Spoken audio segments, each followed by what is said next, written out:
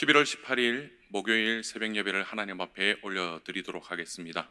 오늘 우리에게 주시는 하나님의 말씀은 사사기 8장 22절에서 35절까지의 말씀입니다. 사사기 8장 22절에서 35절까지의 말씀을 드라마 바이블로 읽도록 하겠습니다. 그때에 이스라엘 사람들이 기드온에게 이르되, 당신이 우리를 미디안의 손에서 구원하셨으니 당신과 당신의 아들과 당신의 손자가 우리를 다스리소서. 내가 너희를 다스리지 아니하겠고 나의 아들도 너희를 다스리지 아니할 것이요 여호와께서 너희를 다스리시리라. 내가 너희에게 요청할 일이 있으니 너희는 각기 탈취한 귀고리를 내게 줄지니라. 이는 그들이 이스마엘 사람들이므로 금 귀고리가 있었습니다. 무리가 대답하되, 우리가 즐거이 드리리이다 하고 겉옷을 펴고 각기 탈취한 귀고리를 그 가운데에 던지니, 기드온이 요청한 금 귀고리의 무게가 금 1700세겔이요 그 외에 또 조승달 장식들과 폐물과 미디안 왕들이 입었던 자색 의복과 또 그 외에 그들의 낙타목에 둘렀던 사슬이 있었더라. 기드온이 그 금으로 에봇 하나를 만들어 자기의 성읍 오브라에 두었더니 온 이스라엘이 그것을 음란하게 위함으로 그것이 기드온과 그의 집의 올무가 되니라. 미디안이 이스라엘 자손 앞에 복종하여 다시는 그 머리를 들지 못하였으므로 기드온이 사는 40년 동안 그 땅이 평온하였더라. 요아스의 아들 여룹바알이 돌아가서 자기 집에 거주하였는데 기드온이 아내가 많으므로 그의 몸에서 낳은 아들이 70명이었고 세겜에 있는 그의 첩도 아들을 낳았으므로 그 이름을 아비멜렉이라 하였더라. 요아스의 아들 기드온이 나이가 많아 죽음에 아비에셀 사람의 오브라에 있는 그의 아버지 요아스의 묘실에 장사되었더라. 기드온이 이미 죽음에 이스라엘 자손이 돌아서서 바알들을 따라가 음행하였으며 또 바알 브릿을 자기들의 신으로 삼고 이스라엘 자손이 주위의 모든 원수들의 손에서 자기들을 건져내신 여호와 자기들의 하나님을 기억하지 아니하며 또 여룹바알이라 하는 기드온이 이스라엘에 베푼 모든 은혜를 따라 그의 집을 후대하지도 아니하였더라. 누구나 성공의 최정상에 오르기를 열망합니다. 분명 기드온은 이스라엘 역사상 손꼽히는 사사였습니다. 그는 겸손하고 용감했습니다. 그리고 하나님의 뜻에 온전히 순종했던 일꾼입니다. 그러나 그것만으로 그가 이스라엘 역사의 길이 남을 영웅이 되는 것은 아니었던 것 같습니다. 오늘 본문처럼 기드온도 역시 인간이었고 죄와 유혹으로 그는 휘청거렸던 모습을 볼 수 있습니다. 전쟁이 끝난 후에 그가 보여주었던 잘못된 선택의 길에 대하여서 우리는 정확하게 기억하고 정확하게 알아야 합니다. 이 시간 기드온의 이야기를 통하여서 하나님 앞에서 우리의 신앙의 자세는 어떠해야 되는지를 살펴보았으면 좋겠고, 그리고 하나님이 기뻐하시는 올바른 신앙의 삶을 회복할 수 있는 저와 여러분이 되기를 축복합니다. 하나님께서 이스라엘 백성들에게 평화를 주셨습니다. 하나님은 그들을 20년 동안 지독하게 괴롭혔던 이 미디안을 완전히 초토화시켜 버렸습니다. 이스라엘 백성들이 가지고 있었던 큰 무기는 없었습니다. 하지만 말도 안 되는 것들로 하나님께서 승리하게 하신 것을 우리는 볼 수 있었습니다. 그것은 하나님의 보이지 않는 손, 오직 하나님의 능력이 이스라엘 백성들을 기드온을 통하여서 구원해 주신 사건이었습니다. 이 놀라운 승리의 소식을 들은 이스라엘 백성들이 모두 다 흥분하였습니다. 그리고 그 승리를 이끈 그 사사 기드온에게 그 공을 모두 돌리는 것을 우리는 볼 수가 있는데요. 그래서 기드온에게 제안을 합니다. 22절 말씀을 보시면 당신이 우리를 미디안의 손에서 구원하셨으니 당신과 당신의 아들과 손자들이 우리를 영원히 다스리소서라고 기록하고 있습니다. 기드온에게 왕이 되어달라고 이야기하는 것이죠. 기드온은 정말 왕의 자격이 있었습니다. 누가 봐도 그랬습니다. 왕과 같은 용맹과 용모를 가지고 있었죠. 그래서 이스라엘 백성들은 기드온이 이방 나라들처럼 왕이 되어달라고 말하고 그 아들과 손자에 이르기까지 왕이 되어달라고 제안하고 있습니다. 그러나 기드온은 자기는 왕이 되지 않고 오직 여호와께서 너희를 다스릴 것이다라고 말씀하고 있습니다. 그 말씀이 23절의 말씀입니다. 기드온이 그들에게 이르되 내가 너희를 다스리지 아니하겠고 나의 아들도 너희를 다스리지 아니할 것이요 여호와께서 너희를 다스리시리라 하니라 말씀합니다. 이 말씀을 보면 정말 사사답게 겸손하게 이야기하는 것을 볼 수가 있습니다. 이 모습을 보는 이스라엘 백성들이 무엇이라고 생각했겠습니까? 역시 기드온이야. 기드온은 달라. 이렇게 이야기했습니다. 이처럼 왕은 아니지만 그 기드온을 이스라엘 백성들은 왕처럼 높이 칭송하는 것을 볼 수가 있는데요. 그러나 기드온은 여기서 모든 영광을 하나님 앞에 올려드리는 것 같았지만 사실은 말과 행동이 다르다는 것을 다음 24절 말씀을 통하여서 우리는 볼 수가 있습니다. 기드온은 그들에게 요구합니다.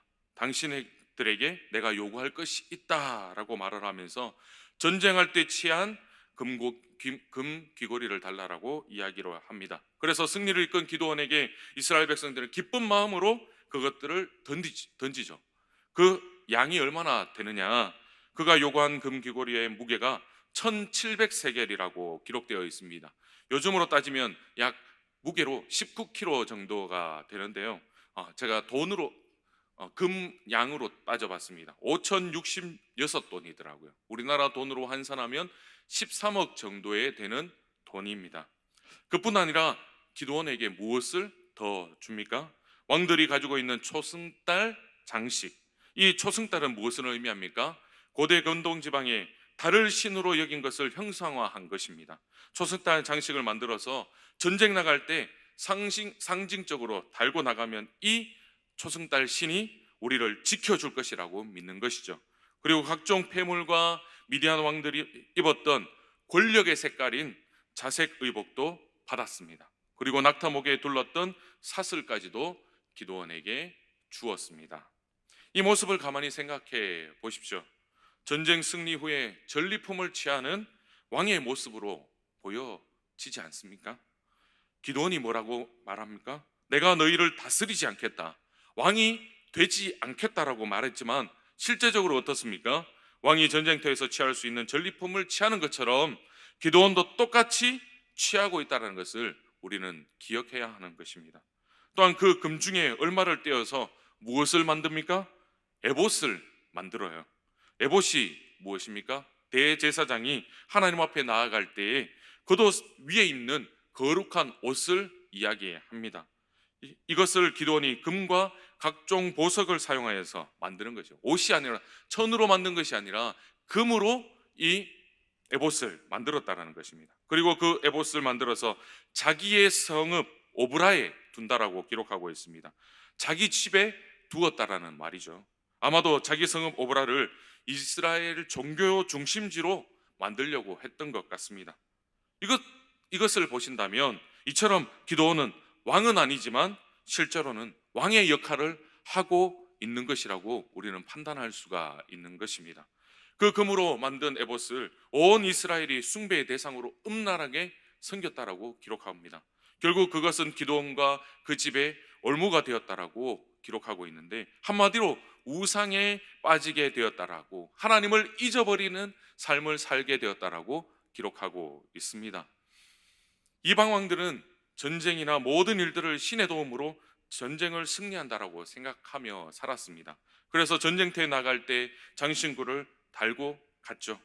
기드온도 동일하게 제사장만이 가지고 있는 이 에봇을 통하여서 신적 권위, 즉 내가 신의 대리자라는 것을 보여주기 위해서 만든 것이라고 할 수 있습니다. 한마디로 말하면 권력의 상징물이 바로 에봇이었던 것입니다. 이처럼 기드온의 속마음에는 스스로 높아져 있는 것입니다. 더 이상 그는 농사짓던 농부가 아니었어요. 더 이상 포도주 틀에서 밀을 타작하던 농부가 아니었다라는 것입니다.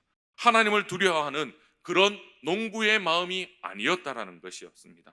기드온은 승리의 도취에 있었고 그 승리로 인하여서 하나님이 다스린다고 말은 하지만 실질적으로 자기가 그곳에 왕이 되었던 것이고 전리품을 취하고 그 다음 에봇을 만들어서 자기가 영원히 그것을 누리고 싶어하는 그런 모습을 오늘 말씀을 통하여서 보여주고 있는 것입니다. 28절을 보시면 결국은 이스라엘 백성들이 미디안 문제가 완전히 해결되어져서 기드온이 왕이나 다름없는 사사로 살았던 이 40년 동안 어떻게 했다고 기록하고 있습니까? 평안을 누린 시간이었다라고 기록하고 있습니다. 또한 한편으로 타락의 시간이기도 하다는 것이죠.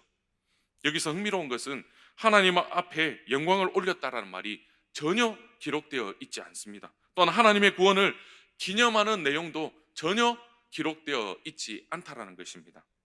결국 모든 공을 기드온 자신이 취하고 있었다라는 것이죠. 하나님께서 다 일하시고 하나님께서 역사하시고 하나님께서 승리케 하여 주셨는데 그 칭찬과 영광은 기드온 자신이 받고 있다라는 사실입니다. 자기가 모든 것을 누리고 있는 모습을 볼 수 있습니다. 사랑하는 여러분, 이처럼 우리도 마찬가지로 겉으로는 겸손히 자기 본분을 다 아는 것처럼 꾸미면서 실제로는 나 자신을 과시하고 나의 욕심을 채우는 일은 얼마든지 가능하다는 것을 이 기드온의 말씀을 통해서 알 수 있는 것입니다. 우리가 빠지기 쉬운 함정이 바로 이런 것이에요. 하나님께서 약한 자를 통하여서 강한 자를 부끄럽게 하십니다. 약한 자를 통하여서 하나님의 영광을 드러내시는데 우리는 약하지만 하나님의 쓰임받는 도구로 사용하셨을 때 하나님께서 능력을 베푸신다라는 것입니다. 그런데 우리는 그 하나님의 도구임을 잊어버리고 살아갈 때가 종종 있다라는 것이죠. 기드온도 그러했다는 것입니다. 어떤 위치에 도달했을 때 하나님의 영광을 제쳐두고 자기의 그 자리에 올라서서 그 자리에서 군림하고 통치하고 다스리고 모든 것을 지배하려고 하는 인간의 못된 그 속성이 우리 안에 들어있다라는 것을 저와 여러분은 기억하며 살아야 합니다. 우리도 모르는 사이에 이런 마음들이 자리 잡기가 쉽다라는 것이죠. 아니, 이미 우리 마음 가운데 있을 수도 있다라는 겁니다. 사랑하는 여러분, 오늘 여러분의 위치를 한번 돌아볼 수 있기를 축복합니다. 우리가 서 있는 그 위치가 어떠한 자리입니까? 겸손히 주의 일들을 감당하는 자리라는 것을 잊지 않기를 소망합니다. 하나님께서 이 자리에, 그 자리에 왜 세우셨습니까? 하나님의 일을 겸손히 감당하라고, 주의 나라를 세우게 하시려는 도구로 우리를 세우신 것입니다. 그 자리는 권력의 자리가 아닙니다. 굴림의 자리가 아닙니다. 겸손히 섬기는 자리라는 것을 기억할 수 있기를 축복합니다. 그 이후에 29절에서 35절 말씀에서 기드온이 또 어떤 실수를 하면서 왕과 같은 삶을 사는가 한번 살펴보십시오. 그 이후에 평온한 40년의 세월을 살면서 주변에 있는 왕처럼 똑같이 아내를 많이 두는 것을 볼 수 있습니다. 그리고 자식들도 70명이나 둔 것을 볼 수 있어요. 그 이후에 기드온은 세겜에 가서 또한 첩을 둡니다. 그리고 아들을 낳아요. 그리고 그의 이름을 무엇이라고 짓습니까? 아비멜렉이라고 짓습니다. 아비멜렉의 이름의 뜻이 무엇입니까? 나의 아버지는 왕이시다. 무슨 말이에요? 기드온이 즉 왕이라는 것입니다. 이 이름에서 기드온의 겉과 다른 속마음이 그대로 보여지는 것을 알 수 있는데요. 기드온은 말로는 왕이 될 것을 거절하는 것 같지만 실상은 왕이 될 것을 간절히 원하고 있는, 아니 이미 왕의 자리를 독차지하고 있다는 것을 우리는 볼 수 있는 것이죠. 자기는 스스로 왕이 아니라고 이야기하면서 실질적으로 왕처럼 살아가는 겁니다. 실제로 그의 생활은 일개 사사가 아니라 퇴역 장교의 수준이 아닌 왕의 수준이었다는 것을 우리는 볼 수 있습니다. 이것이 바로 인간의 본성이요, 인간의 죄된 모습이라는 것을 우리는 깨달을 수가 있습니다. 겸손으로 시작해서 교만으로 패망해버리는 것을 알 수 있어요. 겉으로 보기에는 평온하게 평화롭게 살았지만 실질적으로는 그 속에서 왕처럼 군림하고 사는 기드온의 모습을 우리는 이 시간 볼 수 있는 것입니다. 그렇게 산 기드온의 자녀들은 어떨까요? 자기들도 왕처럼 살아가겠죠. 그 이후에 바로 아비멜렉을 통하여서 그 가정에 어떤 피바람이 부는지 다음 시간부터 살펴볼 텐데요. 오늘 본문 33절에서 기드온이 죽고 난 다음에 그들이 하나님을 버리고 우상 숭배에 빠져들었다라는 것을 기록하고 있습니다. 그래서 이스라엘 백성들은 하나님을 대신해서 바알 브릿이라는 우상을 숭배합니다. 하나님이 아닌 바알을 언약의 주로 음란하게 섬기고 하나님을 기억하지 않았다라고 성경은 말씀하고 있습니다. 기드온의 집안이 왕족처럼 누린 특권도 기드온이 살았을 때까지였다라고 이야기하고 있습니다. 이렇게 해서 은혜로 시작한 기드온을 포함한 이스라엘 백성들이 그들의 교만과 그들의 오만과 결국에는 음란으로 무너져버리는 과정을 우리는 잘 볼 수가 있었습니다. 기드온이 어떤 사람인지 여러 장에 걸쳐서 우리는 살펴보았습니다. 기드온을 통해서 하나님께서 어떻게 일을 하시는지 우리는 살펴보았습니다. 그런데 이 22절에서 35절까지의 기드온의 모습은 전혀 다른 모습이었다라는 거죠. 사랑하는 여러분, 우리의 삶도 마찬가지일 것입니다. 하나님의 말씀대로 순종하려고 발버둥 쳤던 그 모습대로 살아갔지만 마지막에는 이렇게 하나님을 저버리고 세상 것을 쫓아가고 하나님이 왕이 아니시라, 예수 그리스도가 왕이 아니라 내가 왕처럼 살아갈 수 있다라는 것을 오늘 말씀을 통하여서 보여주고 계시는 겁니다. 사랑하는 여러분, 주님은 우리를 하나님 나라의 왕 같은 제사장, 곧 통치자로 부르셨습니다. 그러나 그 지위는 우리가 예수 그리스도만을 왕으로 섬기고 그분의 말씀에 겸손히 순종하며 살아갈 때만 그것이 유지된다는 것을 항상 기억하며 살아가야 할 것입니다. 자신을 스스로 높이려 하지 마시기 바랍니다. 또한 하나님이 높여주시면 내가 잘나서가 아니라 주님의 전적인 은혜라는 것을 기억하고 겸손히 주님의 앞에 엎드릴 수 있는 저와 여러분이 되었으면 좋겠습니다. 오늘 우리가 이 기드온을 바라보면서 우리는 과연 예수 그리스도를 온전히 왕으로 모시고 살아가고 있는지 깊이 돌아봐야 할 것입니다. 내가 인생의 왕으로 살고 있지는 않은지, 그리고 주님이 아니라 사람이 이 교회의 왕 노릇하고 있지는 않은지 냉정하게 확인해야 하는 것이죠. 그래서 우리의 마음들이 초지일간 주님의 말씀 앞에서 겸손하고 또한 주어진 사명들을 온전히 잘 감당하며 모든 영광을 하나님 앞에 올려드려야 할 것입니다. 그리고 농부였을 때 부르셨던 그 겸손의 자리, 바로 그 자리로 돌아갈 수 있는 저와 여러분의 삶이 되었으면 좋겠습니다. 그래서 하나님, 주님의 은혜를 기억하는 이 하루가 되게 하여 주시옵소서. 교만하지 않게 하여 주시고 내 삶 가운데 내가 왕이 아니라 오직 예수 그리스도가 나의 왕이심을 인정하며 그 왕이 이끄시는 대로 순종하며 살아갈 수 있는 이 하루가 되게 하여 주시옵소서라고 기도하며 시작할 수 있는 저와 여러분이 될 수 있기를 축복합니다. 그래서 이 하루가 하나님으로 인하여 하나님이 운행하시는 이 시간이 복되고 행복한 이 하루가 될 수 있기를 간절히 축원합니다. 다 함께 기도하겠습니다. 하나님 아버지, 감사합니다. 기드온이 모범적인 답변으로 하나님께서 우리를 통치하시고 다스린다고 이야기했지만 실질적으로 그의 삶과 행동은 불일치하였음을 보았습니다. 전능하신 하나님, 우리가 하나님만 섬긴다고 주께 헌신한다고 말을 하지만 실질적으로 우리의 삶에 불일치하는 모습이 얼마나 많은지 돌아봅니다. 우리의 죄를 용서하여 주시옵소서. 하나님, 진정으로 말과 행동이 일치할 수 있는 신앙의 삶을 살아갈 수 있는 우리 모든 드사나이 교회 성도님들 될 수 있도록 주님 축복하여 주시옵소서.